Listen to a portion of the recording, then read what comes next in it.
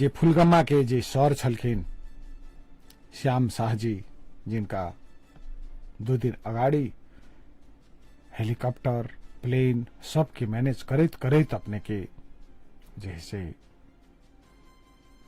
व्यवस्थापन नहीं होबे सकले और हुनकर मृत्यु भेले। हुनकर आई कोरोना पॉजिटिव देखल गेले और हुनका जैसे चलते हुनका गांव में टोल में आई सील कर के बात छलिए। अब ओइठाम सील भेले की भेले से बात देखी हमरा सबके जना जानकारी है। सील भ गेले फुलगामा गांव।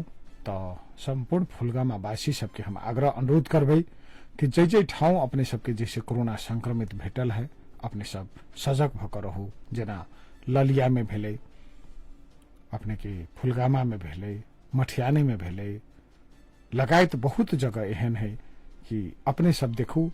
धनुषा महोत्तरी के प्रशासन अपने के जना बाहर सुन रहल छी, अहिया सिरहा में सुने छी कतौ भेले उ टोल के सील क ओकरा व्यवस्थापन कल जाए है। लेकिन धनुषा महोत्तरी में उतनी तदारुकता स्थानीय प्रशासन के नहीं देखल जा रहा है, जै के कारण अपने के कोरोना संक्रमित अपने के बढ़े जा रहा है। इस संदर्भ में हम सब बातचीत करना चाहबे और